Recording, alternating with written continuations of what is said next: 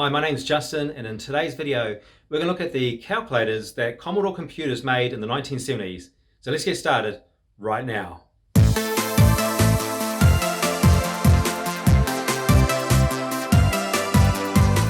Welcome to the Breadbox, the channel dedicated to Commodore computers. In today's video we're going to look at the calculators that Commodore computers made in the 1970s. Yes, we know that Commodore computers are famous for great computers like the PET, the VIC-20, the Commodore 64 and the AMIGA. But before they made all those, they made calculators. This video, part one, is a slideshow format of some of the calculators that Commodore computers sold. Before I lose you, I think I lost them. Hi, are you still there? Oh, hopefully you are.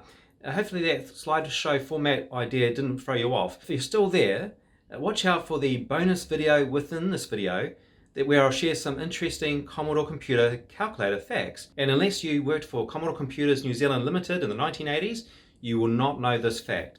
For example, how did Texas Instruments help Commodore Computers New Zealand Limited get into hundreds of New Zealand schools with Commodore computers? So how does that work, especially when there was so much bad blood between Commodore Computers and Texas Instruments?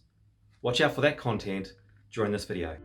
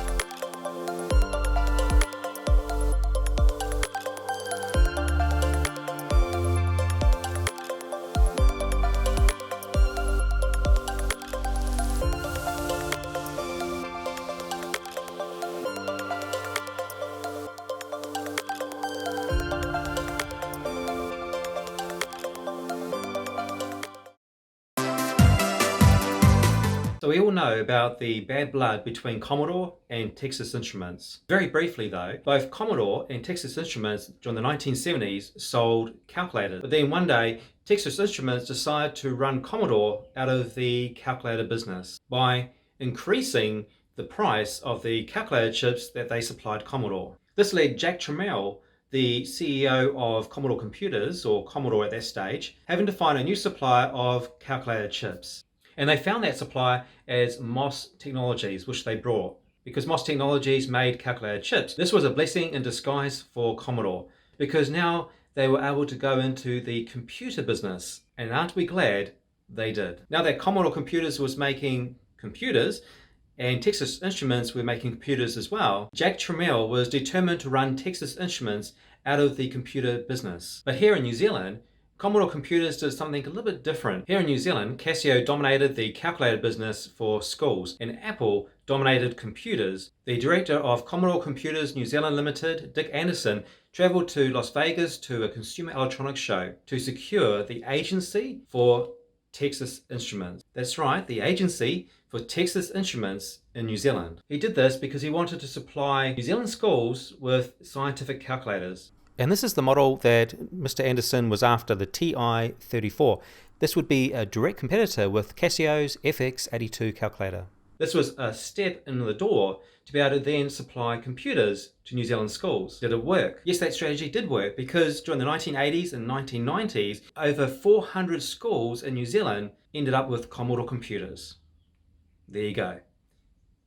Texas Instruments helping out Commodore computers here in New Zealand.